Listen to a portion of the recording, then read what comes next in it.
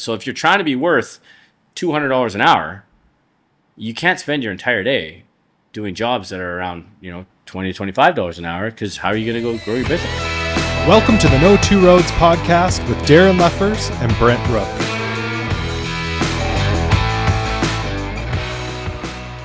Hey everybody, welcome back to the No Two Roads podcast. It's your hosts, Brent and Darren. We run a real estate team here in the Fraser Valley or Greater Vancouver area. And we started this podcast because we just have met so many interesting people and business owners along the way. No two roads, because no two roads are the same. Every journey is different, and we are here to learn about people's paths, their journeys, what makes them tick, and how they started and grew their businesses. Yeah, so if you're listening, thank you. Let people know it's on Apple, it's on Spotify, it's on YouTube. If you go to our Instagram page and our link tree, you'll have all the links there. So today we are going to talk about scaling your small business, or scaling real estate in particular. How to grow, why you're not growing. Talk a little bit about realtor burnout, not just realtor burnout, but owner burnout when it comes to business. And scaling, it's going to be fun. So it's going to be fun. Something we are passionate about, and we're still working through over the years. Yeah.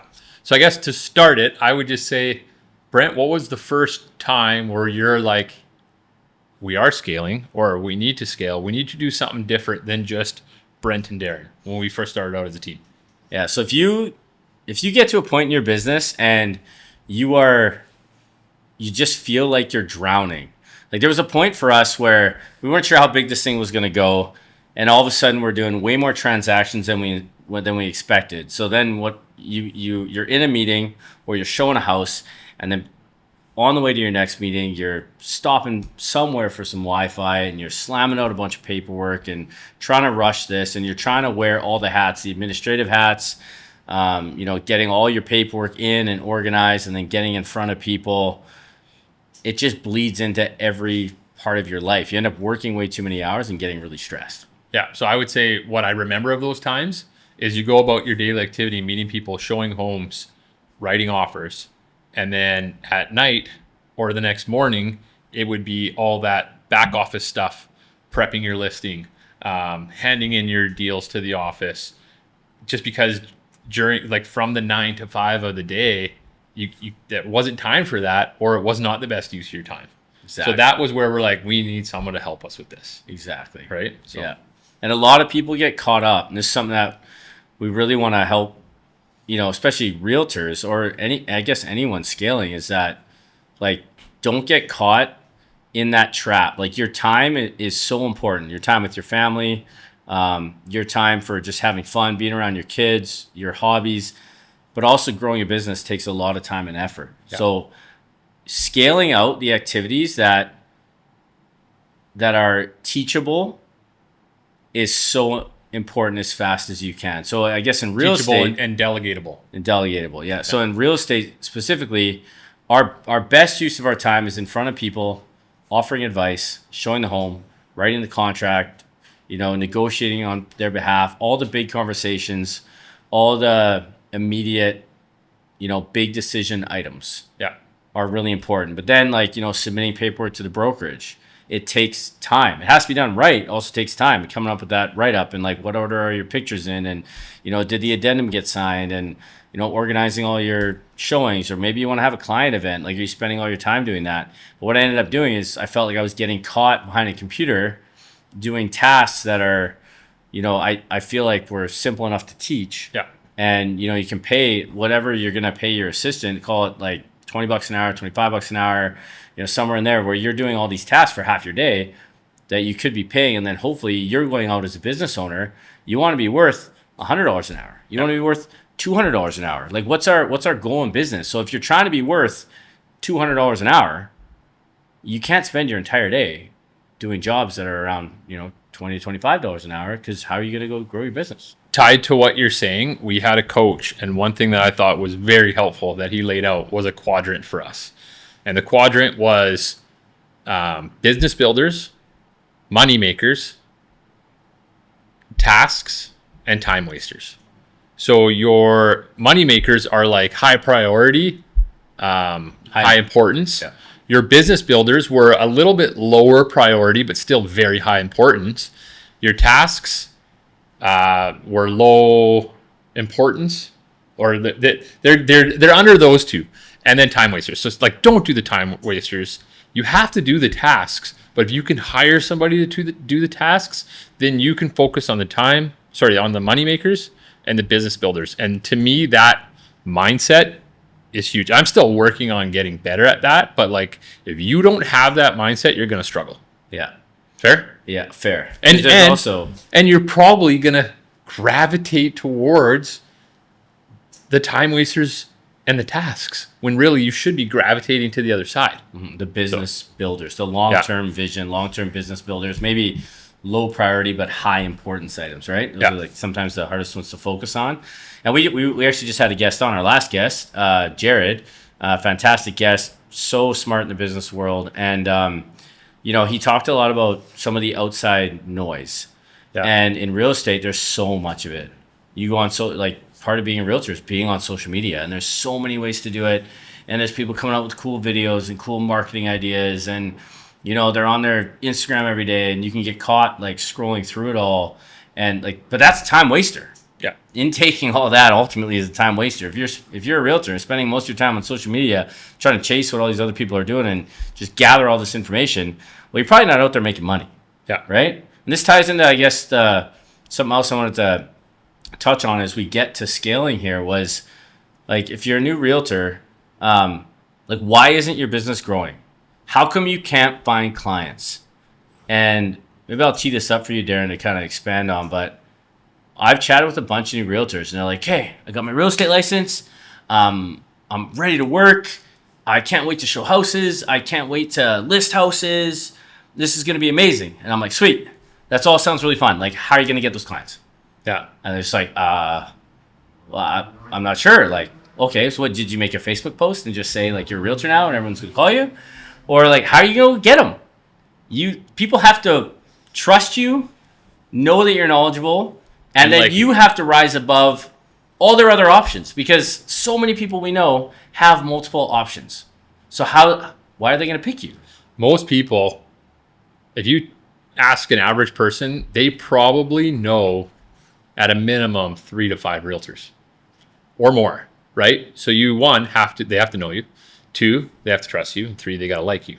So I'll admit that early on in my career, I was a bit of a secret agent. I didn't put myself out there near as much as I should do. So I was hesitant to do the Facebook post. I don't know why, if that's a confidence thing, or if I was like, this isn't the right platform. But what I would say is, get your name out there. That's the know. They got to know you. We door knocked back in the day. Not a lot of cold calling, but some. But at the end of the day, you have to get face-to-face, belly-to-belly with somebody. So start with your sphere of influence. Take them for coffee. Don't take them for coffee and say, hey, do you need to buy a house? But just be like, keep me in mind as a realtor with your, any friends that you have, your family. People do need to know. And they're either going to trust you or they're not going to trust you. But obviously carry yourself professionally. But the big thing is they have to know you. And a lot of realtors aren't doing the right things to get known. They have to know you, yeah. And no matter what business, not even just real estate. When you start a business, in real estate, you think, well, I just have to go sell houses. Well, it's like, no, actually, you're running a business now. So you have to sell yourself. Job number 1 is business development. And selling yourself. Right? Yeah. Sell yourself. You're sort of what you know. And like you said, letting people know you. So if you are new in business, or you're starting a new one, you can't sit back and wait for it. Like, go knock on doors. If you're in construction, like, you can go look for where building permits are at, or call those who you know are connected and might hire you. Or in real estate, like, pick a neighborhood and door knock, 50 homes a day. Yeah, that's a grind. Let's not joke around about it. But it isn't fruitful. Yeah. It isn't easy. Ryan on our team actually does a great job of this, but it is free. Other than if you're going to be handing out some cardstock, which is cheap, it is your easiest way to get in front of people, to get them to see you, get them to know you. Make sure you're keeping a database of that, and make sure you're following up, or else you've just planted something that you're not watering. Mm-hmm. But it's not easy. Ryan, if you asked Ryan at the start of it how hard it was for him to get out of the vehicle and make those door knocks, it's gotten a lot easier, but it's gotten a lot easier because he's putting the time in. And he's got better at it. Yeah. He's got better at what he's going to say, Yeah. how he's going to approach people. I mean, that's one way. Hitting the phones was a big way. That's one of the main things I did when I started in business was hitting the phones, right? Like you said, letting people know. Yeah. Because once you build a clientele, if you're building something, if you're selling real estate, whatever it is, for us, our product would be listings. Yeah. So once you have listings and you have people that are working with you, that leads to more listings always if you're doing a good job, because now they see your sign, they see your name. Hopefully those people have told 10 people about how great of a job you did. All of a sudden, it's compounding and the word's getting out. And you hopefully get to a point where now most of our business is repeating that same thing. We have a whole bunch of listings. We're trying to do the best job we can on all these listings, hopefully produce a good result. And those people are all now going to talk about it with so many other people who are now connected to more people, and the list goes on. Yeah. And listings breed listings. It is a very true statement. Like early on, you would get 1, 2, 3 listings, and then that would turn into 7 or 8. And sometimes you go through a lull where you've sold everything, you don't have a listing, and you're like, what now? But you have a couple listings, they will breed listings. So you always want to make sure you have things in the hopper moving forward, right? Once you get those listings, don't stop doing that face to face, because you're going to sell those and you want to have more in the hopper. Yeah. So your business in real estate is not growing, probably because you're not pounding the pavement enough, or getting in front of enough people, or doing business development tasks. It's so cool that you built a really great website, and it's so cool that you have the fanciest business card on the block, and it's so cool that you have these really cool videos online. But get in front of people and pound the pavement. Yeah. And I will say, if I look at a lot of successful realtors, a lot of them had a community already in place before they were realtors.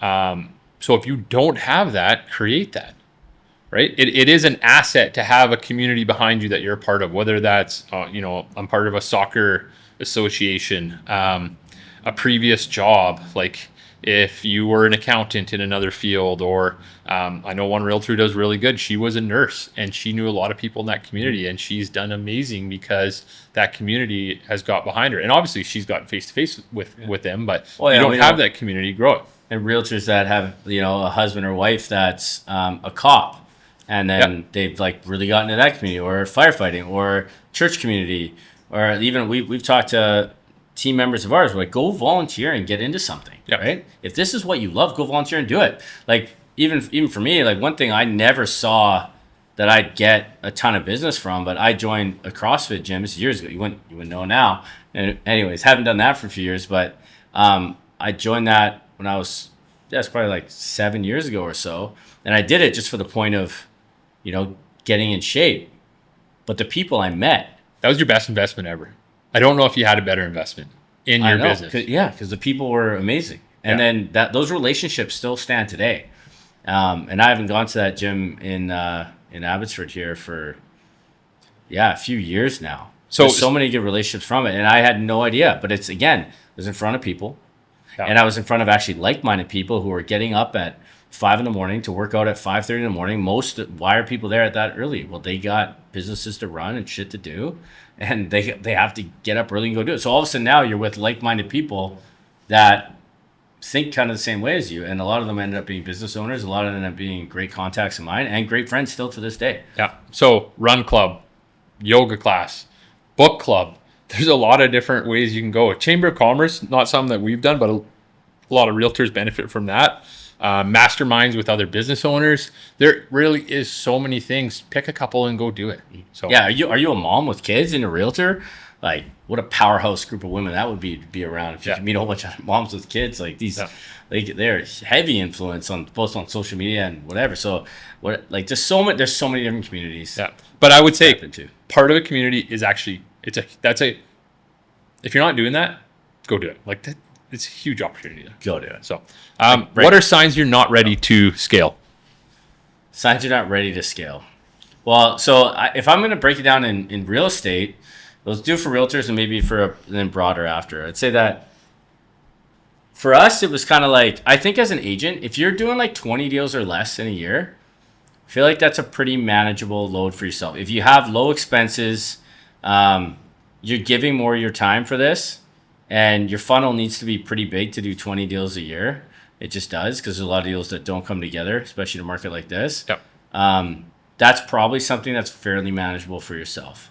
As soon as you start getting, I think, over that mark, and you actually want to grow from that point, you should really think about trying to offload some of the tasks that are weighing you down and taking those extra hours at night, taking those weekends away from you.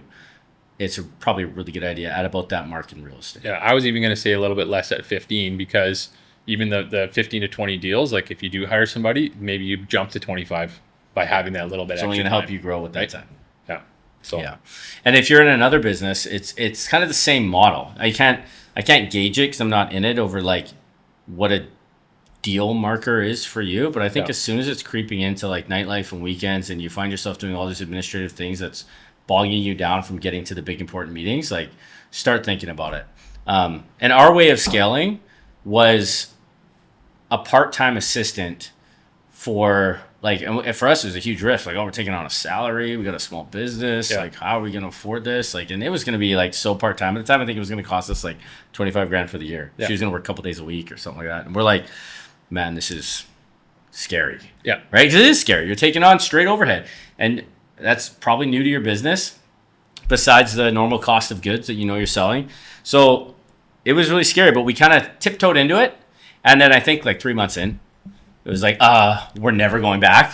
Why aren't you working every day? Yeah. Can you come in more often? Like, we need this, right? another thing that I would say is not a necessity, but also we would say is a huge asset, is a separate office. Like, you can work from home, you can go to the brokerage to work, but having a separate office just has a place to, combine your team together, to meet together. And when you're there, you're working, right? If you're at home, you're working, but you're working from home. It's easy to get distracted. If you're at the brokerage, it's even more easy to get distracted. You all know, as realtors, other realtors in your office that are there just to have that chat, that definitely were part of their yearbook committee back when they were in high school. They're there to chat. So that's distracting as well. So I would say that was a huge asset too, just us making the decision to have a personal office. Yeah, and some people might counter argue that about working at home, but I don't know. For like, even for your relationship with your family, what, like, I think for me it works well. Like, otherwise other things are on the brain. Kids can come running around and all that stuff, and there's perks to home office. Yeah, there's perks, but for us, it is. And there's something professional about it too. I mean, we're sitting in our office now. We have clients. We meet here in the boardroom. It's a great central hub for the team. We do encourage that. We did that actually. We made that decision pretty early as well with scaling. Was like having a hub where then we knew our assistant was in the office every day that she was working. So that was really good. Yeah. So before we get to like more scaling, give us some examples or reasons why you think some realtors' businesses aren't growing. We touched on it a little bit. Is there any other thing you want to add there? I want to say one, follow-up. Follow-up would be big. You can go, like we talked about, plant the seeds, but to get to harvest, you got to water that. Yeah, so we went over that with a couple business owners too in the last couple episodes. Like, be sure to check those out. So many good business tidbits when you're trying to grow. But obviously that is a massive one. Get in front of people, following up. And I think it sounds so generic, but just the outside noise. Like, if you're spending too much time on social media, like, cut it out. Yeah. We all want to post to get our name out there, but don't get caught doing that. If you're spending all your time sitting behind a computer, that's probably not it for real estate. That's not where your money is made. Yeah. Money's made out on the road. Your money's made out in front of people. Like, if that's not what your day-to-day looks like, and you find yourself like, oh, I'm doing this for him, oh, I'm doing this, like, you're actually not delegating enough, and you're preventing yourself from growing your business. Yeah. I would add another one. A lot of people, I almost want to say they might think, or they don't think it's the easy way out, but I think it kind of is to pay for leads, or they'll join a team hoping to get more leads, when really your best leads are the ones that you can grow and nurture on your own. Even us, we're like, okay, we're doing good growing from our community through open houses, through past deals, but how can we add to the pot? And we've probably tried 6 or 7 different lead gen, pay for a lead, or there's some now that are paid for close. A lot of money. Yeah. Trying to get better leads. Yeah. And they're not quality. Like, you're going to get your best quality when you are face to face with somebody and can have that conversation. So I would say maybe another reason why your business isn't growing is that you're expecting those leads to come from sources that where they're just not going to be a quality lead. Yeah. So, Is that fair? Yep. And the best is going to be the people you know. I found some of those, we ended up with some leads, but it'd be like someone that, like, you know, I'm in financial trouble and I need to sell this condo for $450,000. You walk through it, it's like, okay, well, It's your worth condo's 300. worth $380,000. Yeah. So we have a $70,000. So what are we going to do here? It's like, I just can't. I can't. Can we try? It's like, well, no, not in this market. It's never going to happen. Yeah. When you have but there was just stuff like that. And my heart actually, I'm actually literally thinking about a specific meeting. My heart went out to that situation. Like, I really wish there's something better we could do, but she needed people in her life to help her out. And just having a property listed way over market value wasn't going to be the saving grace for that, right? So it's just a lot of leads like that, or someone that's like, oh yeah, hey, I got your information, but well, actually my son's connected to 3 realtors, and my uncle is, and I'm going to talk to them, and you're kind of just a check price, right? Just stuff like that, where you have to earn trust. I mean, you always have to earn trust, but a warm door is the best door in business. If someone said, hey, call Brent and Darren, they're the best, then already I'm walking into a house and it's like, okay, so someone told you to use me. Yeah. You've looked me up on Instagram and you really like the marketing and the content. Like that, there's nothing else we need to talk about. Trust. They're pretty much know me really well already. No, 100%. So perfect. It's Let's get to work. Let's do what we love to do. Yeah. I would say another thing is lack of knowledge or expertise. So you're a realtor. You're like, I'm ready to sell a house. Now, then that time comes for you to list, and maybe you list it too high because you don't know what's around there. Maybe you're competing with another realtor, and that other realtor has all the stats, has all the data to back it up, and you just show up saying, oh, I'm going to sell your house. Like, we as realtors have to be great salespeople, but we also need to know our product and know our current market.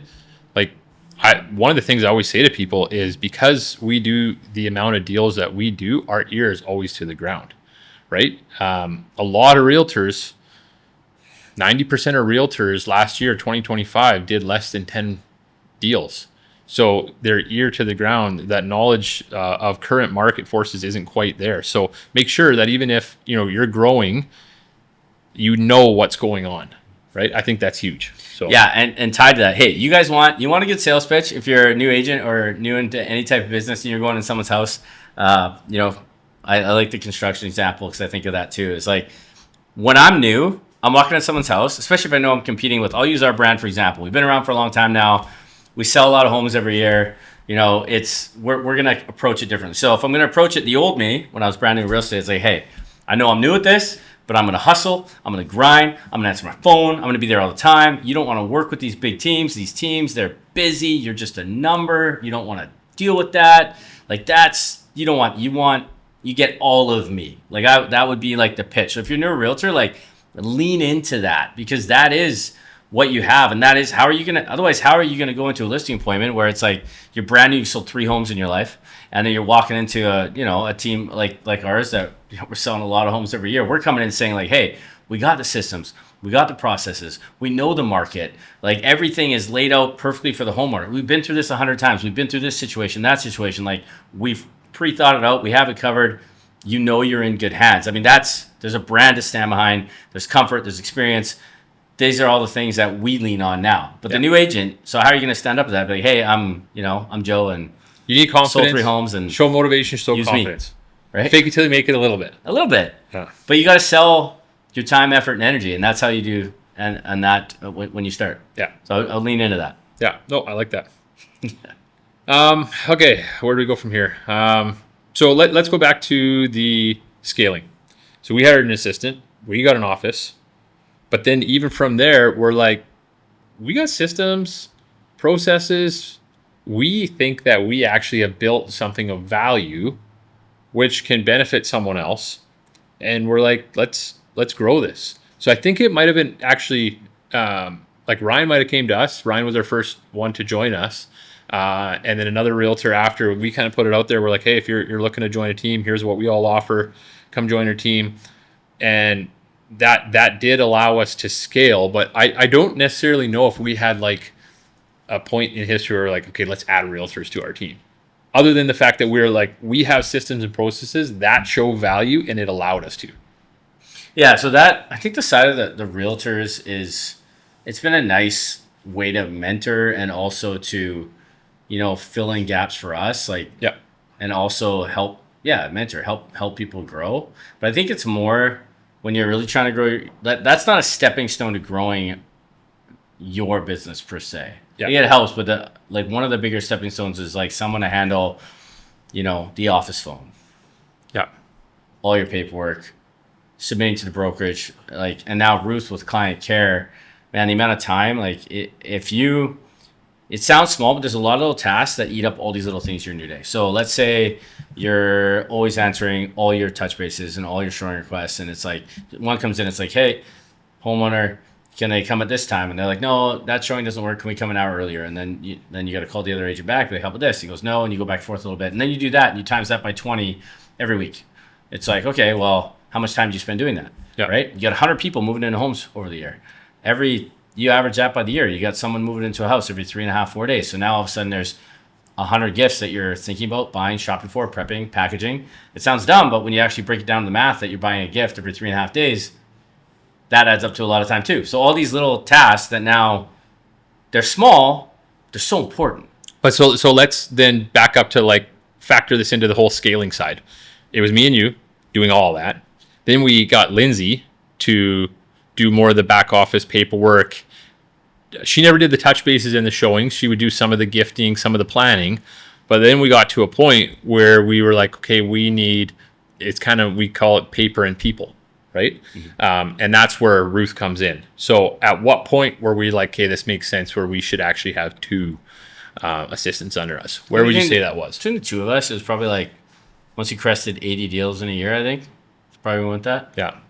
Well, and if we were saying 20 deals gets you an assistant, or you should look at an assistant, then if we hit 50 together, I think you can argue that you could justify two, right? But there should be some synergies there. So I like the 60-70.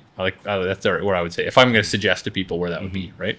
Yeah, in our industry, I think that's probably a really good number too. And it can go up from there. Like the more people you have and the right training for them, we live a better lifestyle now doing more deals than when we were doing 30 each.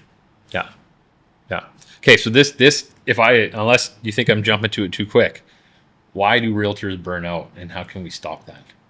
What kind of encouragement can we give them there? That's going to be hustle culture. This probably goes through lots of other businesses as well, but hustle culture, trying to wear every hat.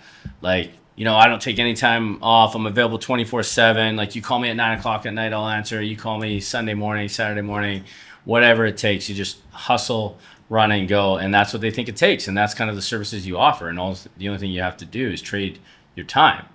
Where actually, you can structure your life. I know it's hard to hear, but you can. I believe in giving it your all in your business and to, donate a lot of time, especially when you're starting. But it doesn't have to be like that all the time. People respect you taking time off. It's not like they work all the time. Yeah. People respect you having a day. They're okay if you lay it out. I think laying out and communicating clear expectations with someone, hey, you know what, Sunday, family day, we go to church, I'm not around my phone. Actually, I've never had anyone be like, what? Yeah. That's crazy. Yeah. They're like, oh. I will say no there was a deal, maybe two, that I might have lost over the 16 years I've been a realtor because I didn't work Sundays, but I'm totally good with it, right? So that's out of how many deals, right? I think that's a big one is when you got burnout. When I have a conversation with some realtors and I say that we don't work Sundays, they're like, how do you do that? Mm-hmm. I'm like, we just do it. And honestly, we do it because it's a huge blessing. You need that day off. If you're always on call 7 days a week, and unless you go on holidays, then you turn your phone off or you have somebody else helping out, it's not healthy. So if we're working the 5 days a week, sometimes Saturday, Sunday, to not have to think about work, it's awesome. It is amazing. Awesome. So I wish that I find it interesting. So Fridays has always kind of been a day where if you had a new show home, a new product, you didn't work Fridays because they would work the weekend. I wish that we as realtors here in the Greater Vancouver area, Fraser Valley, just said we don't work Sundays. If everybody said that, the real estate world would still run, and it would run just fine, and everybody would be living a better life. Like, really, I don't know how. You want this? I want this. I want across the entire Fraser If there Valley? is one thing that I want to go viral from anything we say, it's that. Let's all not work Sunday, and we can all live a way better life. Darren's dream. That is my dream. Yeah. But I promise, it would be so much better. A couple small towns out there, I think, that still shut down on Sundays. It's pretty good. Do you remember that when you were young and things were closed, and it's like, oh, whatever. Like, I should have bought my bread yesterday. They'd be like, oh, I should have wrote that offer yesterday, or I'll write it on Monday. Oh man, our lives would be better. Everyone's life would be better. I agree with you. Yeah, take a day, people. Take a day. Yeah, and to what you were saying too, the boundaries. I definitely have felt this, and I don't think it's right, and I'm sure a lot of other realtors feel this. They think that if they don't, I'll say that they're always going to be available, that they're not going to get the client, or they're not going to get the deal and lose it to somebody else. But people really do respect boundaries. And think about when you're the customer on the other side, when somebody says those things, you're going to respect it. Mm-hmm. Right? So lay that out right away, lay those expectations out, and you'd be surprised how people respond to that. Yeah, I actually always think that when you're trying to meet with a client, if you say like, hey, whatever works for you, it's actually almost harder for them to make a decision. But if I respond and be like, hey, I got 4 o'clock today or 9 a.m. tomorrow, they'll pick one. Yeah. And they're actually just like happy to whatever, right? If you leave it open. So just one little piece of advice, if you're ever responding to an email, trying to set up a meeting or something, it's always good to like propose a couple times that work, give someone options, and they can work with you. Yeah. In scaling, there's a few things that are extremely important. So in any business, number one is like if you're like financially organized. If that's not you, get someone who is like immediately. Yeah, it is so important. And the second thing is the administrative tasks that we talked about. And then for us, because there's so in our business, there's so many little things all happening at once. Like right now, we're carrying over 20 listings. It's a bit of a slower market. There's still always turnover, new listings coming, some listings selling, some that are staying on the market, need price reductions, some that are stale. Like, because there's just not even a buyer for every home right now. But we have all this. So every single one of those. I convinced you of that. You were hesitant to say that. No, first. I'm finally there. Yeah. But there's it's the first time we said that in years. There was always a buyer for every home. I know. Now, not only so much. There's some that we think are really well priced, so the amount of communication for every one of those listings with all those people is just a lot. Yeah. So to have now Rook to help us with that has been really key, right? Everything is just taking off a layer. So these are the different, I would say, steps. Yep. To building a really successful business. Like imagine if you're thinking about hiring this assistant. Let me give you a scenario where this is sometimes where I find like complete joy. It's like when I have a crazy day, I'm like back to back meetings, and I call Kara and I'll be like, okay, Kara, I just talked to this buyer. They just called me. They're looking for this, and you just set up a search, and this is what they want, and then like email it to me on them. And I'm like still on the road. And it's like boom, it's in the inbox. The client already has it, and their client's like, man, that was fast. And you're like, sweet. And then it's like, call her again. Hey, listing appointment tomorrow. It's at 9 a.m. Here's the address. Here's what I need. So I always do my own market analysis because it's our job to like know the market. I'll never ask her, be like, tell me what that house is worth. Like that's the key part. But I'll show up to the office. We have our whole listing binder set up with like our whole process, who our team is, what we do, and then she has every contract in there. She's already pulled the title of the property. She's got the PDS form printed out. She's got the privacy form, the DORTS form, the FinTrack form, the contract, any other addendums you need signing, a lockbox form. Like, all the forms are there. People know how much paperwork you sign when you do real estate, but it's there with the seller's names on it. There, it's like run in the office, grab it, do an analysis of the property, out the door, on to the next property. And it's just like so fast, and I still get so much joy out of that. I'll tell you something about Brent. If Brent needed to do that all on his own, this is good, don't worry. I know. He would be at his computer holding his breath the whole time he's doing this, or really shallow breaths. And then when it was done, he'd go. So now I don't breathe when I type. He can just be like, okay, Kira, this, Kira, that, send it off, breath. Just brief. Is that fair? Yeah, and it's better when I don't type it. I just make a phone call. Exactly. Yeah. But I had put those things off too. Still to this day. Yep. If it's like I've caught myself having to write up this weird addendum the other day. It's one of those ones where I couldn't delegate, and I'm like, how do I word this? And I just like. But this goes to what a previous guest of ours said, and we've talked about this so much. Where do you find your energy? What frustrates you? So a big part of scaling too is if paperwork frustrates you, you're not going to want to do it. Delegate it out. It'll let you work on what you really enjoy doing, the energy side of things. And if you're really enjoying those things, your business will grow. Yeah, and I'm a galvanizer, like, as a personality, which means like I want to like hoorah the team and delegate and get everybody working together towards a common goal. Like, I love that. It's like, yeah, I'll call the measurement guy and I'll call, Jeremy for the marketing. It's like, hey, let's do this. And then we show up and like I love you want doing progress. marketing. Yeah. I want progress. I want the next step. I love getting to an end on a negotiation and like going through that whole strategic planning with the client. These are like where we add real value. It's like, what is my home worth? There's real value in having the right number in this market. How do I get the most out of this house? There's real value in telling someone how to lean into it. There's real value in getting Ruth there to really help stage it and having it pop. Like, these are all the key things. There isn't real value in me having, the best, I'll use a real estate write-up. Like, I'm not saying they're not important, but whether it's like a 9 out of 10 or a 10 out of 10, or like, should I be spending 5 hours sweating over that? Mm-hmm. Does that move the needle? I mean, every little thing you could argue. I don't want to sound like I don't care about that, but you know what I mean? Like, that to me is like a small, tiny piece of the puzzle. Whereas, like, what's our overall strategy? So, but this goes back to the whole burnout thing too. If you're doing things you don't want to do, you're going to burn out more, right? If you're always doing something that you really enjoy doing, you're always going to have that energy. So yeah, don't like. Another thing is the whole chasing, right? I'm trying to remember where. I don't know if it was a coaching thing or it was a course that we went to, but instead of chasing leads, trying to attract leads. And I would say that's one thing we try to do in our business, is to try to be something that it's a brand that people want to work with, so that we're actually attracting that. And that's when we're getting inbound calls, then it's working. Whereas if we have to chase, no one wants to be chased. No. Right? And it's not fun doing the chasing. There's some people that, like, they're the hunters, they want to do that, but no one wants to be chased. They want to be attracted to what you give out. So I would say in your business, try focus more on being attractive than chasing.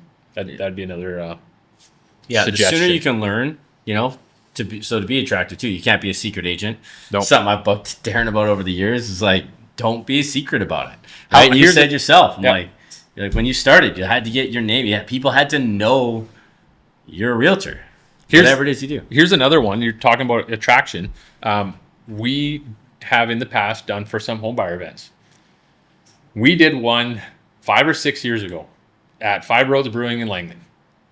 We just did a deal with new clients that came there. I can't say I remember them being there. I think I recognize them, but like, there wasn't follow-up with them because they didn't give us all their information. 5 or 6 years later, they reached out to us because they wanted to work with us. Like, hey, we didn't chase them. That event. Yeah. We liked it. That was our Probably way. Followed us on social media all the years too. Yeah. No, it definitely did. And you know what she said? We still have your notepad. Yes. So we didn't chase them. We were there to attract. We planted that seed 6 years ago. Probably could have done a better job watering it, but we still did a good job somewhere in there and then harvested. So there's a good way in real estate to get more business. There's a good way.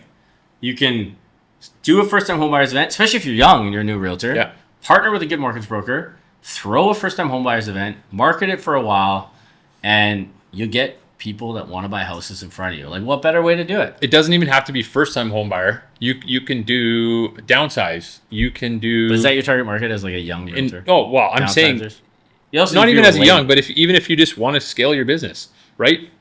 Partner with a mortgage broker, like you said. Partner with a investment advisor or a financial planner.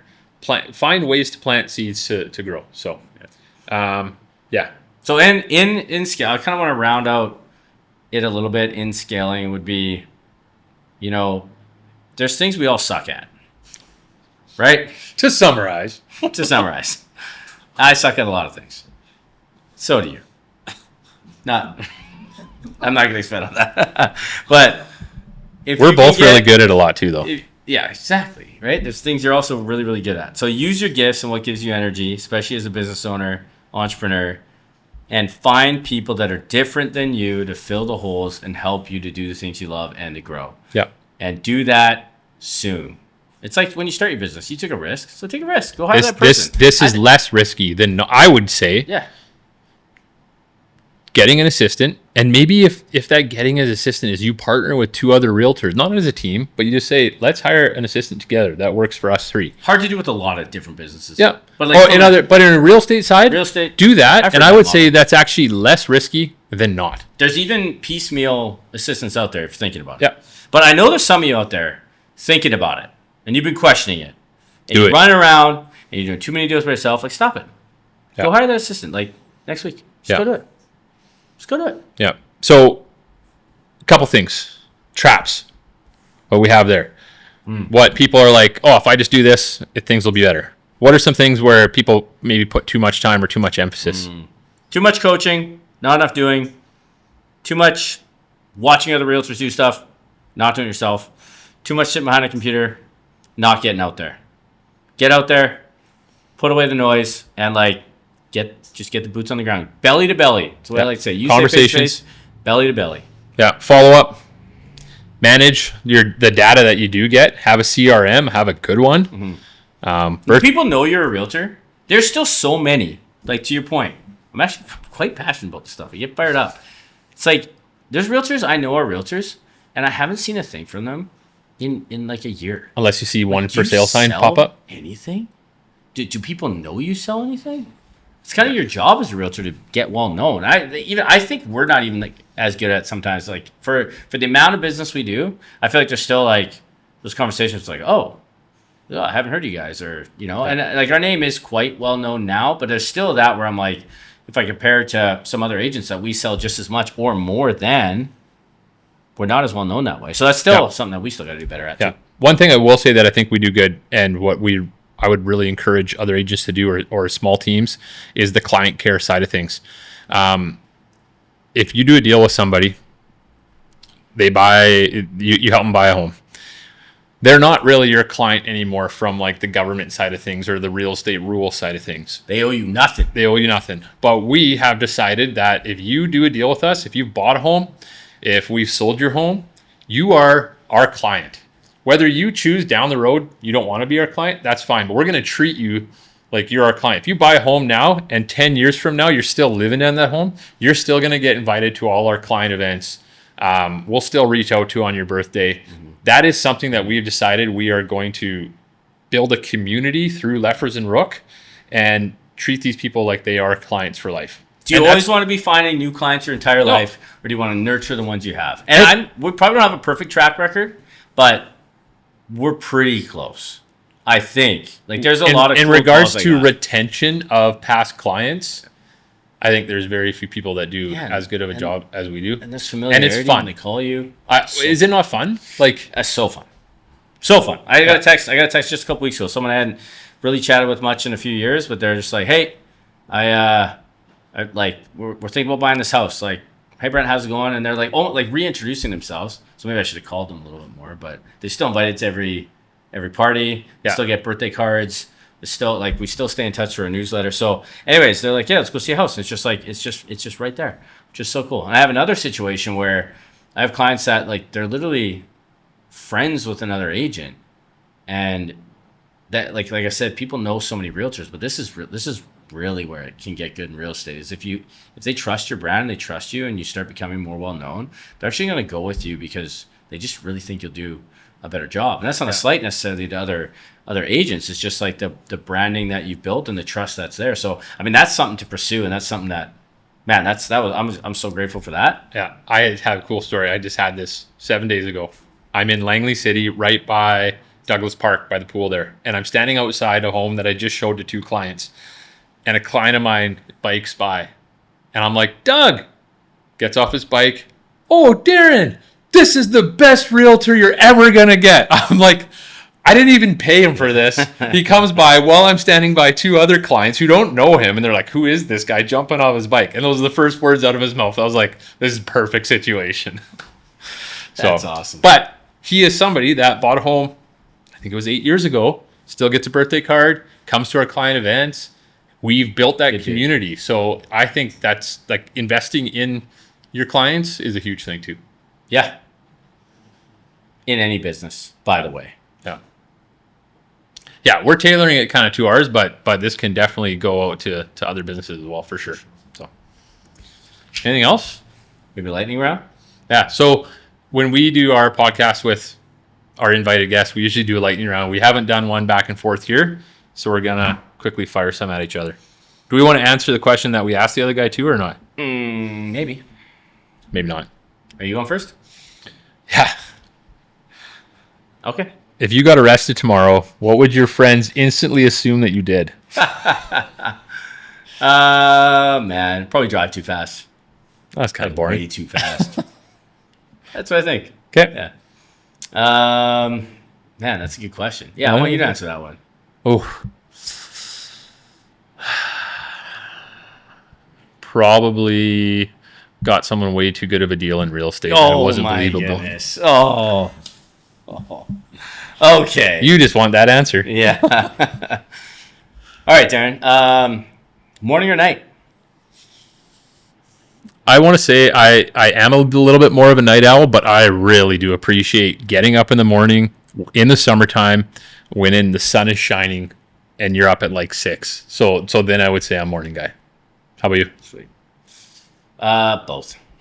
Depends on which version of Brent you got. Yeah. I mean, nighttime good chats, amazing. Yeah. Yeah. I find that at night I can really just enjoy. I can really enjoy some, even like alone time at night. Like I feel like my creative brain wakes up and I'll fire crazy emails off to the team about all kinds of stuff.